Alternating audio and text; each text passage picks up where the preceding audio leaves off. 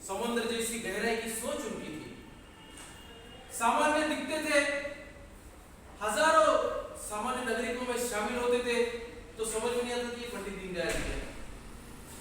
उन्होंने एक नींव रची थी दोस्तों। उनका जन्म 25 सितंबर 1916 में एक बहुत ही निर्धन ऐसे कुटुंब में हुआ था। पिताजी एस्ट्रोलॉजर, मम्मी उनकी हाउसवाइफ।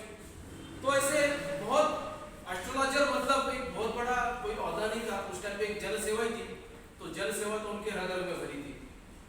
उसी के साथ उन्होंने जब जीवन की यात्रा शुरू की तो शायद उनको पता भी नहीं था कि ये जीवन की यात्रा नहीं, ये जीवन की संघर्ष की यात्रा वो शुरू करने वाले थे। क्योंकि मात्र 2.5 साल की उम्र में उनसे पिता का साथ छूट गया। मात्र 8 साल की उम्र में उनकी मां का देहांत हो गया। उसके बाद जो उनका पालन पोषण था उनके मामा ने किया, वहां पर पढ़ाई उनकी मामा के इधर हुई। दोस्तों, he was a brilliant scholar.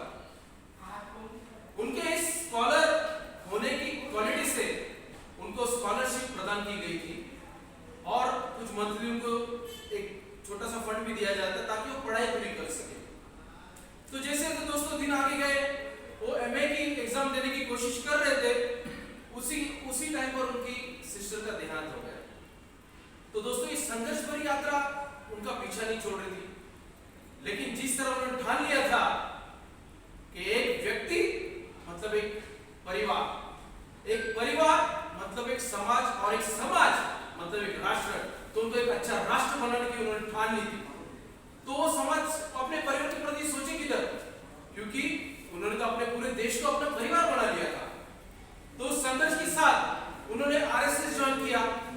कुछ दिन बाद श्यामा प्रसाद मुखर्जी साहब के साथ जनसंघ सेवा नाम के संगठन से वो जुड़ गए। और श्यामा प्रसाद मुखर्जी जो जन सेवा के मुख्य थे, वह पता है उनके बारे में क्या बोलते थे कि अगर हमें पंडित दीनदयाल उपाध्याय जैसे दूसरे और पंडित दीनदयाल उपाध्याय जी मिल गए ना, तो इस देश का नक्शा जीत गया। दोस्तों, स्वातंत्र तो मिल गया था, लेकिन हमारा देश विभिन्न विचारों से, विभिन्न व्यक्तिमत्वों से जुड़ा हुआ था। तो उन्होंने एक नींव रची, एक विचारधारा रखी हिंदुत्व की। दोस्तों, जो हिंदुत्व आज हमारे देश में हम चला रहे हैं, हम जिसको देख रहे हैं, उसका सपना पंडित दीनदयाल जी ने देखा था। और वहीं से शुरुआत हुई थी एक भारतीय जनता पार्टी नाम के छोटे से पक्ष के साथ। और आज दोस्तों, आज वही भारतीय जनता पार्टी जो उन्हीं के विचारों के साथ आगे बढ़ रही है। सबका साथ सबका विकास, ये जो स्लोगन है वो उन्हीं के विचारों से मिले, आज विश्व की नंबर 1 पार्टी है। दोस्तों, जैसे कि हम सब जानते हैं कि भारतीय जनता पार्टी ये है, जो लोग योगदान देते हैं उनका उपकार कभी नहीं भूलती है। तो 2017 में जहां पर उनकी आकस्मिक मौत हुई थी, सबसे पहले आपको बताना चाहूंगा 11 फरवरी 1968 में उनकी एक आकस्मिक मौत मुगलसर राय स्टेशन, यहाँ पर मुगलसराय स्टेशन, यहाँ पर आकस्मिक मौत हुई थी। एक वज्रधारा वहां पर गिरी थी, वज्रघात हुआ था और सारा देश शोक संदेश में डूब गया था क्योंकि हमारे पंडित जी का देहांत एक आकस्मिक मृत्यु वहां पर। दोस्तों, वैसे उपलब्धियां तो बहुत है। वह सिर्फ पढ़ाई में होशियार नहीं थे, वो राजनीतिज्ञ थे, वो अर्थशास्त्रज्ञ थे, वो पत्रकार थे, वो अच्छे लेखक थे। पत्रकारिता में कहा जाए तो उनके दो मासिक और दैनिक पत्र आते थे और उनकी जो वाणी थी वो तलवार थी।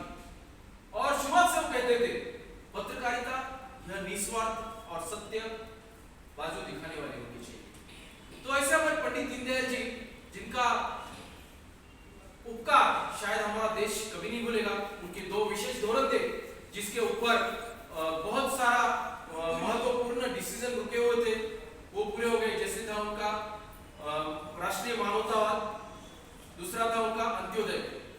राष्ट्रीय मानवता, एकात्मक मानवता यह विषय था कि देश का हर वीक व्यक्ति सशक्त होना चाहिए, यह उनका सपना था। अपने देश की नींव अपने हाथ से, पैसों से, विचारों से नहीं, वो मनुष्य के विचारों से होनी चाहिए। यह नींव उन्होंने रची थी। दूसरा था उनका अंत्योदय का दर्शन। अंत्योदय मतलब क्या? एक बंदा ऊपर सीढ़ियों पर रुका हुआ है चढ़ के, वहां तक नहीं, तो जो बंदा जमीन पर रुका है वहां तक हर चीज का इंफॉर्मेशन, हर चीज की सुविधा उसको मिलेगी। और हमारा ग्राम विकास हो, लघु उद्योग विकास हो, यही उनका सपना है। तो ऐसे हमारे महान व्यक्ति, धरती के महापुरुष पंडित दीनदयाल जी शर्मा, दीनदयाल उपाध्याय जी, इनका आज स्मृति दिन है। तो हम सब उनको 2 मिनट स्तब्ध रहकर उनको श्रद्धांजलि व्यक्त करेंगे। तो आइए हम सब 2 मिनट स्तब्ध